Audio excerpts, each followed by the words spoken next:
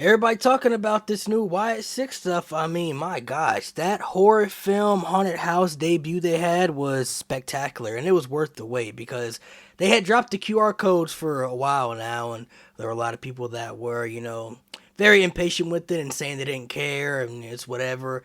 I think after that debut, it has a lot of people's attention. At least it should. I like how they established this group, man. The Wyatt Six, man. You have Eric Rowan in there. You have Dexter Loomis in there. You have Nikki Cross in there.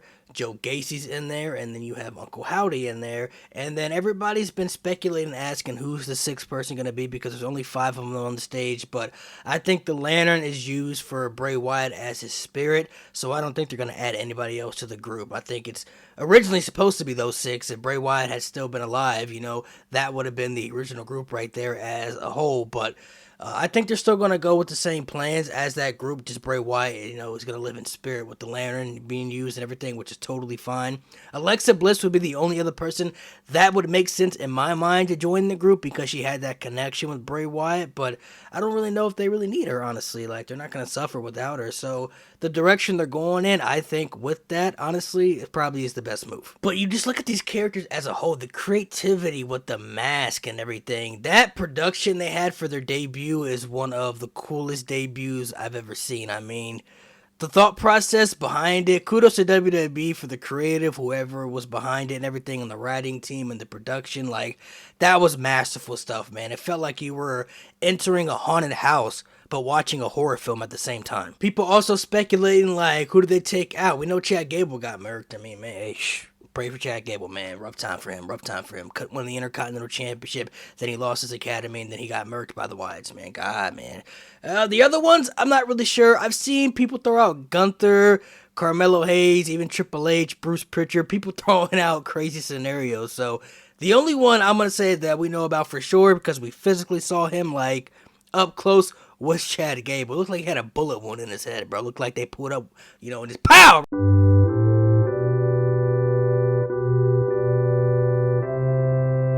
Raw right now is super stacked though, man. Like SmackDown, man, they lacking right now when it comes to star power, and a lot of these people on Raw they could be using on SmackDown. Not saying that SmackDown is bad. I still enjoy SmackDown, but I do think SmackDown is the third best brand right now behind NXT and Raw. Like SmackDown, is cool, but NXT obviously is very consistent when it comes to booking and building up stars and bringing people down there. NXT is a very, very good show to watch, and Raw just has so much depth behind it, man. I mean, my gosh, like Raw has a very stacked roster right now, and that was one of the best episodes in Raw history. Like, from the beginning, the shocking return of Seth Rollins to the end, the shocking debut of this new Wyatt group, man. And because that Raw roster is so stacked, I honestly don't know who they go after first, man. I originally thought they were going to come out and cost Jey Uso and Finn Balor would win, but Jey won, and then they came out afterwards. And I originally kind of thought that because Jay talked about how he's bringing back the Fireflies and to pay homage to Bray Wyatt and stuff. So I kind of really thought that was going to happen, but it didn't. So I don't know who they go after first, man. Like, they would have to go after, I think, a top babyface on Raw. Jey Uso is one of the top babyfaces. So is Seth Rollins. He's kind of tied in with the Damian Priest stuff. I don't know if they cost him at Money in the Bank or anything. I'm not really sure, man. I'm not really sure what direction they're going to go in and who they're possibly going to take on first. Maybe Braun Strowman, because Braun Strowman, I believe, was also one of the people that got attacked backstage, but Braun does have that connection with Bray Wyatt, so if they had, a feud with Braun Strowman, say like next week they cost him his qualifying match in Money in the Bank, or they kind of play shenanigans with him or whatever they wanted to do, that would make sense. So I'm thinking maybe Braun Strowman, maybe they don't have to go after a top babyface, maybe they just do pure storytelling, and Braun Strowman obviously has a connection with Bray Wyatt because he was in the Wyatts and everything, so that could be a possibility throw out there. To fully analyze everybody's look, though, these looks are incredible. Obviously, we already knew what Uncle Howdy looked like and everything. I mean, he has a new look now compared to what he used to look like, but he's already been presented on television because he was with Bray Wyatt a little bit.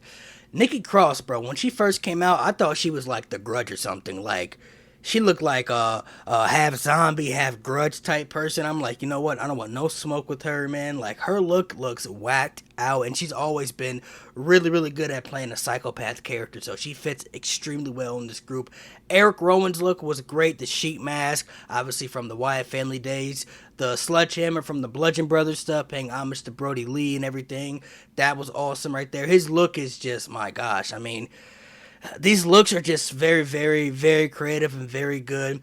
Dexter Loomis's look probably was my favorite, and he's always been mysterious himself because he didn't talk much when he was on TV. And he hasn't been on TV, I think, since like 2022, so it's been almost like damn years since he's been on TV. So him being in this group, I think is going to fit very well as well. And that look right there probably is my favorite. That mask looks so sick, man.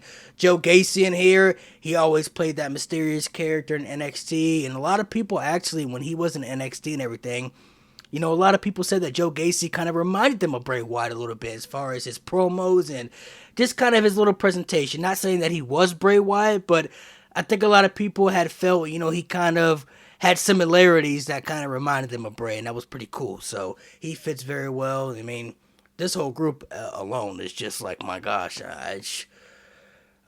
I can't wait to see what they do. Like, I really can't wait to see what they do because those QR codes had a lot of people drained out. And I know a lot of people on social media that were saying they didn't care about the debut. It's whatever. And then after the debut, man, everybody was speechless. Everybody's like, oh man, I was wrong. Like, my gosh.